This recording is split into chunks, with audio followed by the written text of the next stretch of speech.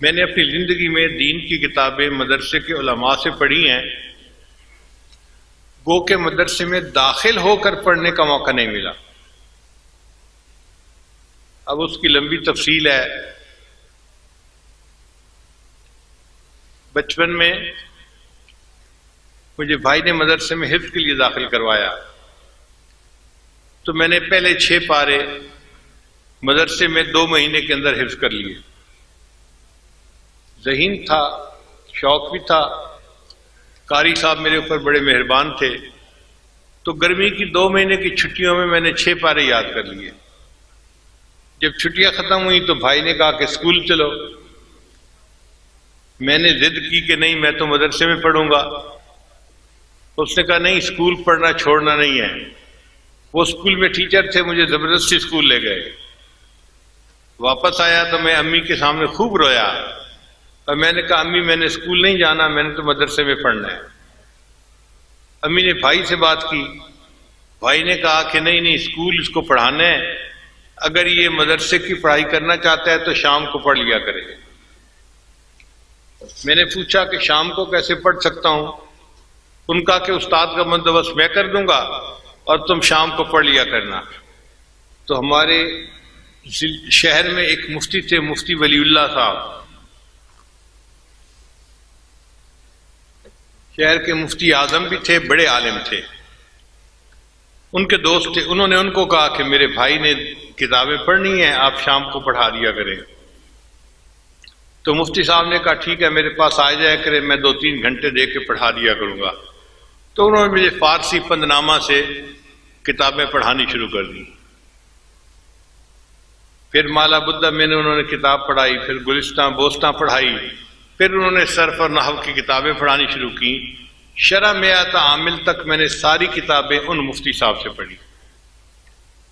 اتنے میں میرا داخلہ اب آگے ہو گیا۔ جب میں یونیورسٹی میں پہنچا، یونیورسٹی لاہور میں، تو دل بڑا پریشان تھا کہ میری کتابوں کا سلسلہ کیا بنے گا۔ تو داخلہ ملنے کے بعد ہم نے یونیورسٹی کے گرد تھوڑا راؤنڈ لگایا کہ قریب میں کوئی مدرسہ ہے۔ تو ایک مدرسہ ضیاء العلوم کے نام سے بیگم پورہ محلے میں تھا۔ یہ بیگم پورہ محلہ بالکل یونیورسٹی کی دیوار کے ساتھ ہے۔ اس کے جو محترم تھے وہ چترال کے عالم تھے۔ میں ان کے پاس گیا اور میں نے انہیں کہا جی کہ میں یونیورسٹی کا طالب علم ہوں، لیکن میرے دل میں علم حاصل کرنے کا شوق بھی ہے، آپ اپنے اساتذہ سے بتا دیں کہ میں شام کو آ جایا کروں گا اور یہ حضرات مجھے کتابیں پڑھا دیا کریں۔ وہ بڑے خوش ہو گئے کہ یونیورسٹی میں انجینئر بننے والا طالب علم پڑھنے کے لیے مدرسے میں آئے گا۔ انہوں نے بڑی شفقت کی، چنانچہ ان کے مفتی حضرات اور دوسرے استاد حضرات نے مجھے کتابیں سبقن پڑھانی شروع کر دی۔ یہ کتابیں میں نے ان سے پڑھی اور پڑھتا رہا۔ اسی دوران میرے شیخ تھے سید زوار حسین شاہ رحمۃ اللہ علیہ، کراچی میں تھے۔ ان سے میں نے پوچھا کہ اگر مجھے کوئی مسئلہ پوچھنا ہو تو کن سے پوچھنا پڑے گا؟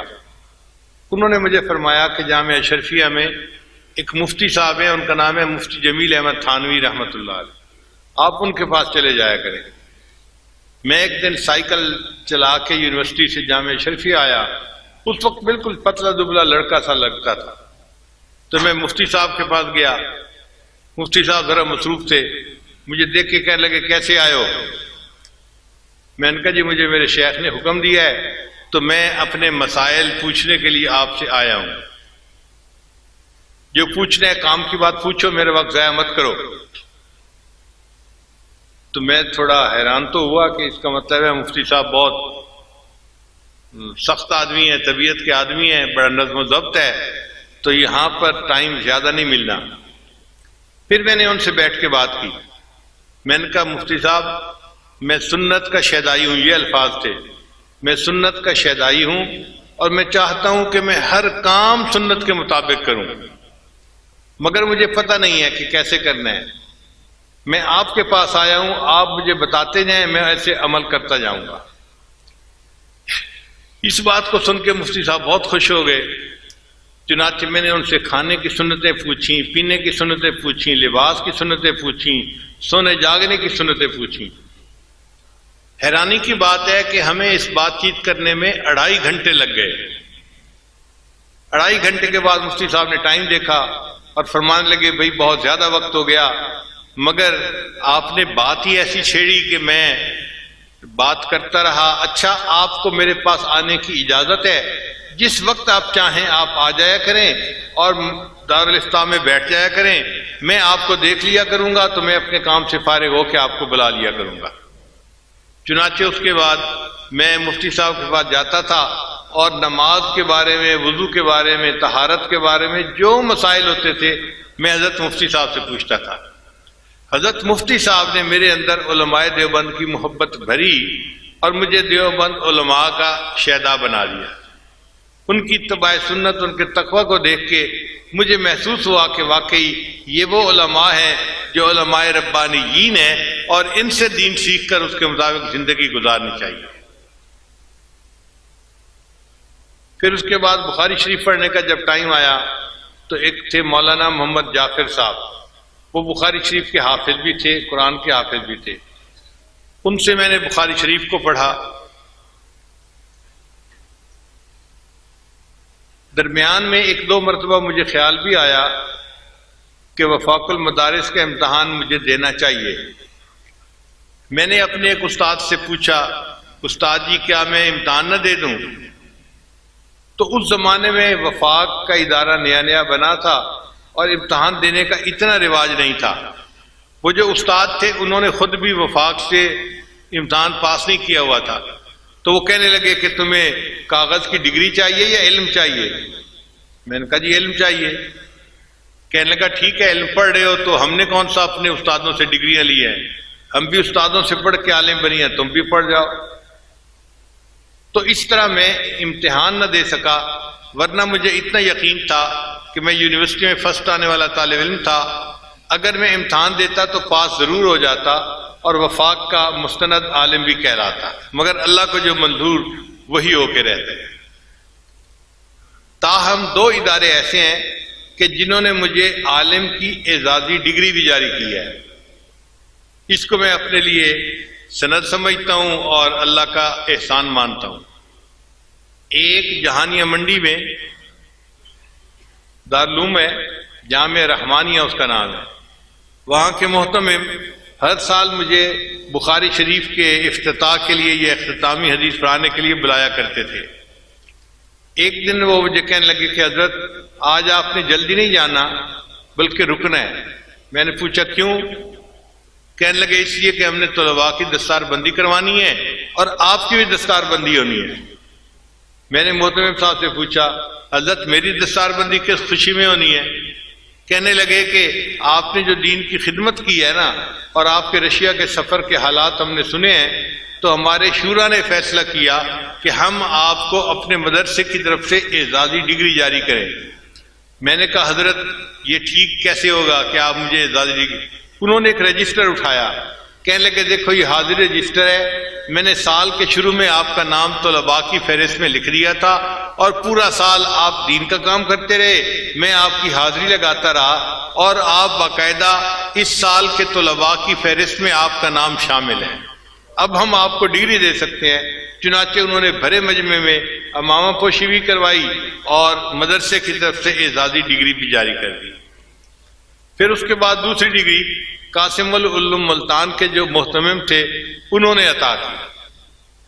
انہوں نے بھی یہی الفاظ کہے کہ آپ کی دینی خدمات کو ہم نے دیکھا ہے اور اللہ نے بہت لوگوں کی زندگیوں کو بدلا ہے، اب ہم چاہتے ہیں کہ مدرسے کی طرف سے آپ کو اعزازی ڈگری دیں.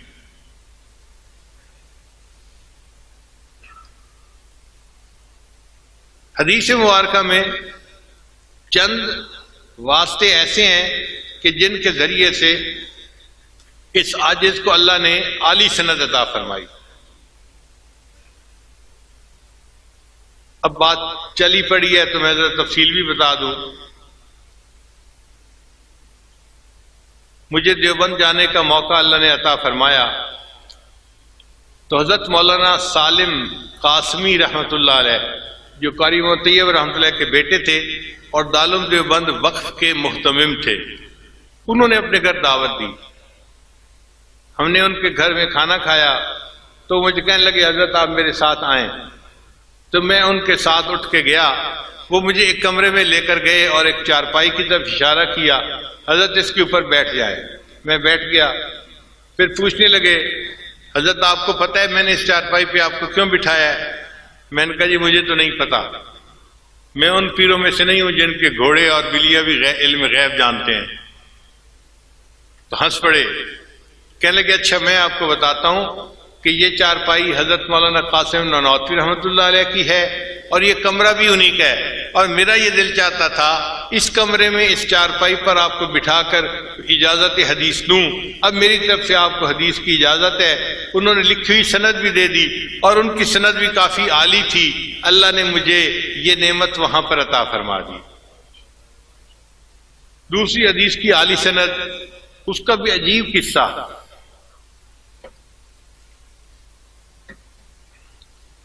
حرم میں حج کرنے کے بعد کچھ دنوں کے لیے ہم ٹھہرے ہوئے تھے. تو ایک دن عصر کی نماز میں نے حرم میں پڑھی تو میں نے دیکھا کہ ایک پتلے دبلے سے ہیں بڑے میاں، وہ بیٹھے اور ان کے گرد آ کر طلباء نے حلقہ بنا کر بیٹھنا شروع کر دیا. طلباء نے سرخ رومال باندھے ہوئے تھے، عربی طلباء جو ہوتے ہیں، اور ان کے ہاتھ میں کتابیں تھیں. اور جو حدیث کی کتابیں ہوتی ہیں نا وہ اپنے سائز سے ایک نظر سے پہچانی جاتی ہیں. سکولوں کالجوں کی کتابیں اور طرح کی ہوتی ہیں اور جو دینی کتابیں ہیں ان کا سائز اور طرح کا ہوتا ہے. تو جب میں نے دیکھا کہ یہ طلباء ان کے گرد بیٹھ رہے ہیں تو مجھے بھی دلچسپی ہوئی تو میں ذرا آگے ہوا. اب ایک طالب علم نے پہلی حدیث مبارکہ کی بخاری شریف کی تلاوت کی تو ان بزرگوں نے سب کو اجازت دی. مجھے دل میں خیال آیا کہ جو بزرگ حرم میں بیٹھ کر حدیث کی اجازت دے رہے ہیں یہ کوئی عالی سند والے عالم ہوں گے. تو میں نے ان کے خادم سے کہا کہ حضرت کا تعارف کیا ہے؟ اس نے کہا جی حضرت کا نام ہے مولانا احمد علی، یہ انڈیا کے ہیں اور رہتے انگلینڈ میں ہیں، اور ان کی حدیث کی سند اتنی عالی ہے کہ پاکستان کے بڑے بڑے علماء ان کے پاس آ کر حدیث کی سند لیتے ہیں. میں نے کہا مثلاً؟ کہنے لگا مثلاً حضرت مفتی تقی عثمانی دامت برکاتہ. جب اس نے نام لیا تو میں نے سوچا کہ واقعی اگر ہمارے شیخ الاسلام دامت برکاتہم جیسے بڑے حضرات جو جبال العلم میں سے ہیں انہوں نے ان سے حدیث کی اجازت لی تو ان کی عالی سند ہوگی. تو میں نے اس سے کہا کہ بھائی کیا حضرت سے مجھے اجازت حدیث مل سکتی ہے؟ اس نے کہا آپ کا نام کیا ہے؟ میں نے کہا نام میرا ہے ذوالفقار احمد نقشبندی. اب یہ نام سن کے نا وہ بندہ تو اچھل پڑا اور وہیں بیٹھے بیٹھے حضرت حضرت حضرت اونچا اونچا کہنے لگا. حضرت نے فرمایا بھائی کیا ہوا؟ حضرت آپ نے میرے ذمہ لگایا ہوا تھا کہ اگر یہ بندہ مل جائے کہیں تو مجھے بتانا، میں نے ان سے ملاقات کرنی ہے. وہ صاحب ہی آئے بیٹھے ہیں. اب حضرت نے نام سنا تو وہ کھڑے ہو گئے تو میں بھی کھڑا ہو گیا. حضرت سے دوبارہ معانقہ کیا، ملاقات کی.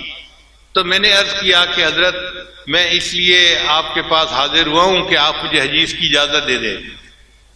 وہ فرمانے لگے کہ میں جب گھر سے چلا تھا حج کے ارادے سے تو میں نے اس وقت یہ ارادہ کیا تھا اگر اس سفر میں کہیں میری آپ سے ملاقات ہو جائے گی تو میں آپ کے ساتھ مل کر توبہ کے کلمات پڑھوں گا. چونکہ میں نے نیت پہلے کی ہوئی تھی، آپ نے تو آج کی ہے حدیث کی اجازت کی، پہلے آپ مجھے توبہ کے کلمات پڑھائیں پھر میں آپ کو حدیث کی اجازت دیتا ہوں. اللہ کی شان دیکھیے جی، ان کے حکم پر میں نے حرم میں بیٹھ کے وہیں ان کو توبہ کے کلمات پڑھائے اور پھر انہوں نے حدیث کی اجازت دی. اور ان کی حدیث کی اجازت جو ہے وہ حضرت مولانا فضل الرحمان گنج مراد آبادی رحمۃ اللہ کے واسطے سے واقعی باقی سب سے عالی بن جاتی ہے. ایک تیسری سند جو حدیث کی مجھے ملی وہ بھی عجیب. ہم لوگ ترکی گئے تو ہمیں کسی نے بتایا کہ یہاں پر ایک بڑے بزرگ گزرے ہیں علامہ زاہد الکوثری رحمۃ اللہ علیہ، جن کو امام اعظم ابو حنیفہ رحمۃ اللہ علیہ کا کہ دفاع کرنے کا اعزاز حاصل ہے. انہوں نے بڑی اعلیٰ کتابیں لکھی، عربوں نے بھی اس کی بڑی تعریف کی. تو ان کے ایک آخری شاگرد، ان کا نام ہے شیخ امین سراج رحمۃ اللہ علیہ، وہ ابھی زندہ ہیں، اور ان کو حکومت نے نادر ہستیوں میں شامل کر کے ان کے لیے خود ڈاکٹروں کی ٹیم ان کے ساتھ لگائی ہوئی ہے، ان کی صحت کا خیال رکھیں تاکہ یہ تاریخی ہستی بیمار نہ ہو جائے۔ وہ ابھی زندہ ہے، مگر وہ 5 نمازیں اپنے گھر کی مسجد میں پڑھتے ہیں، صرف جمعہ کی نماز کے لیے وہ آتے ہیں، اور جمعہ کی نماز کے لیے بھی مسجد کے ساتھ ایک شیشے کا کمرہ بنایا گیا ہے، وہاں وہ نماز پڑھتے ہیں۔ لوگ ان سے نہیں مل سکتے، وہ لوگوں سے نہیں مل سکتے، کیونکہ ملنے سے وائرس پھیلتا ہے، بیکٹیریا پھیلتا ہے، بیماریاں پھیلتی ہیں، اور یہ شخصیت چونکہ قومی شخصیت ہے، اس لیے ان کی صحت کا خیال رکھنا ڈاکٹروں کی ذمہ داری ہے۔ وہ ڈاکٹروں کے ساتھ آتے ہیں، نماز پڑھ کے چلے جاتے ہیں۔ خیر ہم نے اللہ سے بڑی دعا مانگی، 2 دن نفل پڑھتے رہے صلاۃ الحاجت کے، کہ یا اللہ ہمیں توفیق عطا فرما، ہم ان کی زیارت بھی کریں اور ان سے اجازت حدیث بھی لے لیں۔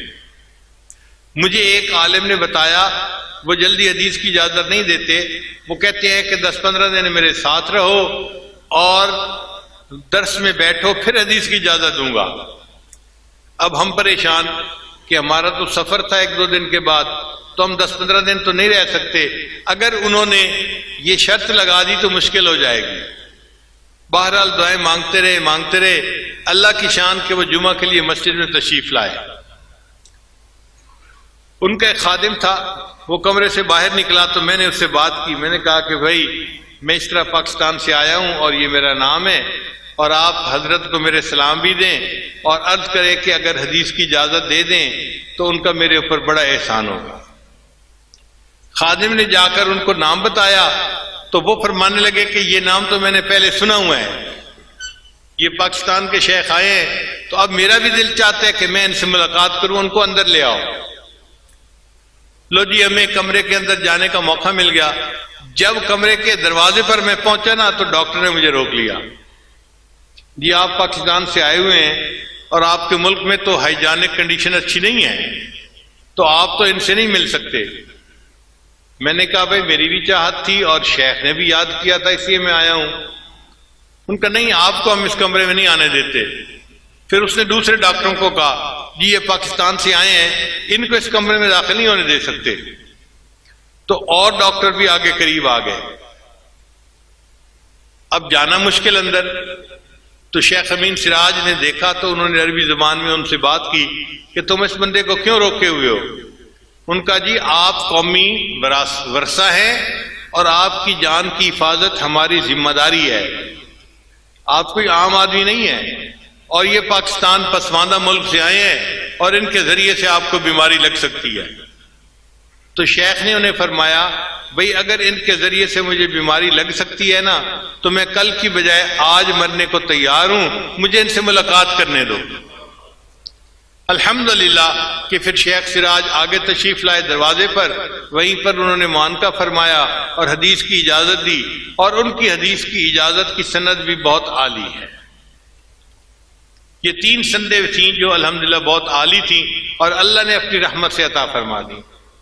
ایک اور سند جو ہمیں اس دفعہ ملی، چند دن پہلے ہمیں سمرقند بخارا جانے کا موقع ملا، پوری دنیا کے مختلف ملکوں سے مشائخ آئے ہوئے تھے، تو مجھے کمرے میں ایک صاحب کہنے لگے کہ حضرت شام کے ایک عالم آئے ہیں، سید ہیں، اور ان کی حدیث کی نسبت بڑی عالی ہے، اور بخارا کے علماء ان کے کمرے میں جا رہے ہیں ان سے حدیث کی نسبت لینے کے لیے۔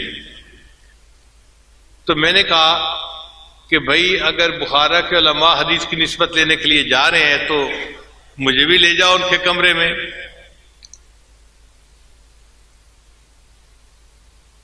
کہنے لگے جی کیسے؟ میں نے کہا ویل چیئر لے آؤ، میں چلتا ہوں ان کے کمرے میں۔ جب میں نے کہا نا کہ ویل چیئر لے آؤ میں چلتا ہوں ان کے کمرے میں، تو ہمارے دوستوں میں سے ایک دوست بیٹھے ہوئے تھے، وہ کہنے لگے حضرت آپ نہ جائیں، یہیں بیٹھیں، میں آپ کو ایک بات بتاتا ہوں۔ میں نے پوچھا کیا؟ کہنے لگے عصر کی نماز کے بعد وہ شیخ مجھے ملے تھے اور انہیں مجھ سے کہا تھا کہ آپ شیخ ذوالفقار احمد نقشبندی کے خلیفہ ہیں، اگر مجھے ان کے پاس آنے کا کوئی وقت مل سکتا ہے تو آپ مجھے فون کر دینا، میں ان سے توبہ کے کلمات پڑھنے کے لیے آؤں گا۔ تو انہوں نے تو پہلے سے مجھے کہا ہوا ہے، تو میں ان کو فون کر دیتا ہوں، وہ خود تشریف لے آئیں گے۔ میں نے کہا ٹھیک ہے۔ چنانچہ انہوں نے فون کیا تو وہ جو عالم تھے وہ اسی وقت اپنے ایک اور شیخ کے ساتھ تشریف لے آئے۔ وہاں پر انہوں نے آ کر توبہ کے کلمات پڑھے اور اس عاجز نے ان سے حدیث کی اجازت کے لیے درخواست کی، تو انہوں نے بھی حدیث کی اجازت عطا فرما دی۔ میں نے ان سے پوچھا کہ آپ کی حدیث کی اجازت عالی کیسے بنتی ہے؟ اس نے کہا جی کہ پورے پاکستان میں حدیث کی جو سند چل رہی ہے اس میں قریباً 20 کے قریب واسطے بنتے ہیں نبی علیہ السلام تک، اور جو میری سند ہے اس میں 15 واسطے بنتے ہیں۔ اتنے کم واسطوں کے ساتھ ان کا تعلق تھا۔ تو ہم نے پوچھا کہ آپ کی سند کیسے ہے؟ پھر انہوں نے تفصیل بتائی کہ میری سند جو تھی وہ علامہ شامی ابن عابدین رحمۃ اللہ علیہ کے واسطے سے نبی علیہ السلام تک پہنچتی ہے، اور اس وقت پوری دنیا میں حدیث کی اجازت کی یہ سب سے چھوٹی سند ہے، اس کے سوا اور کوئی سند نہیں ہے۔ پھر انہوں نے چھپی کتاب بھی ہمیں دکھائی۔ انہوں نے حدیث کی سند حاصل کی تھی علامہ عبداللطیف فرفور سے۔ یہ فرفور وہ بزرگ ہے کہ جنہوں نے علامہ شامی رحمۃ اللہ کی کتاب کے اوپر حاشیہ لکھا ہے اور اس کی تفصیل لکھی ہے۔ عجیب انہوں نے کام کیا ہے۔ وہ کہنے لگے کہ میرے شیخ کو کسی ملک میں وفات ہوئی تو سرد خانے کے اندر رکھ دیا گیا، پھر 1 ہفتے کے بعد ان کی لاش شام میں لائی گئی، ہم نے ان کو غسل دیا، اور جب ان کا جنازہ تیار کر کے رکھا تو وفات کے 1 ہفتے کے بعد بھی ان کی گردن کی رگ ہمیں پھڑکتی ہوئی نظر آ رہی تھی۔ ایسے بزرگ تھے۔ تو علامہ ابن عابدین رحمۃ اللہ علیہ کی جو یہ سند تھی یہ واقعی ایک عالی سند، ہم نے بعد میں پھر اس کی تحقیق بھی کی اور باقی سندوں کے ساتھ اس کو ملایا بھی صحیح۔ تو اللہ تعالیٰ کی یہ رحمت ہے کہ یہ ایک بہت عالی سند علامہ شامی رحمۃ اللہ کے واسطے سے اس عاجز کو حاصل ہوئی۔ اب ان تمام اساتذہ سے اس عاجز نے حدیث کی اجازت لی، آپ کے سامنے اس کی وضاحت کر دی۔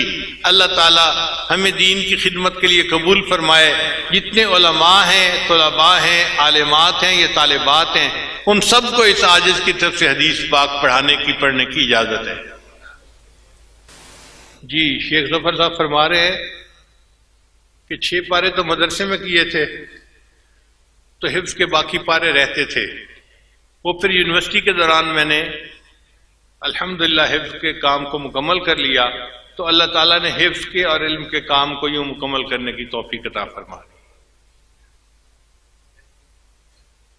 حافظ صاحب فرما رہے ہیں کہ اس وقت توبہ کے کلمات ہم سب پڑھیں گے تاکہ اللہ ہماری دعائیں قبول کر لے، تو نیت کر لیجئے ہم پچھلے تمام گناہوں سے سچی پکی توبہ کر رہے ہیں اور آئندہ نیکوکاری کی زندگی گزارنے کا دل میں ارادہ کر رہے ہیں۔ الحمدللہ وکفا وسلام علی عبادہ الذین اصطفیٰ، اما بعد۔ یہ کلمات سچے دل کے ساتھ پیچھے پیچھے پڑھیے۔ بسم اللہ الرحمن الرحیم، لا الہ الا اللہ محمد الرسول اللہ، آمنت باللہ وملائکتہ وکتبہ ورسلہ والیوم الآخر والقدر خیرہ وشرہ من اللہ تعالی والبعث بعد الموت۔ آمنت باللہ کما ہوا باسمائہ وصفاتہ وقبلت جمیع احکامہ اقرار باللسان وتصدیق بالقلب۔ اشہد ان لا الہ الا اللہ واشہد ان محمدا عبدہ ورسولہ۔ استغفر اللہ ربی من کل ذنب واتوب الیہ برحمتک یا ارحم الراحمین۔ ان کلمات کو پڑھنے سے ہم تو بتائے بھا چکے ہیں، چند معمولات ہیں جن کو باقاعدگی سے کریں گے تو اللہ تعالیٰ دل کو منور کریں گے۔ پہلا عمل 100 مرتبہ استغفار صبح و شام پڑھنا، دوسرا عمل 100 مرتبہ درود شریف صبح و شام پڑھنا، تیسرا عمل قرآن مجید کی تلاوت روزانہ کرنا، چوتھا عمل چلتے پھرتے ہر وقت دل میں اللہ کو یاد کرنا، اور پانچواں عمل صبح و شام 10-15 منٹ کے لیے مراقبہ کرنا۔ مراقبے کا طریقہ بہت آسان ہے، اللہ کی طرف لو لگا کے آنکھیں بند کر کے آپ بیٹھ جایا کریں اور یہ محسوس کیا کریں کہ اللہ کی رحمت آ رہی ہے، دل میں سما رہی ہے، ظلمت اور سیاہی دور ہو رہی ہے، اور ہمارا دل اللہ اللہ اللہ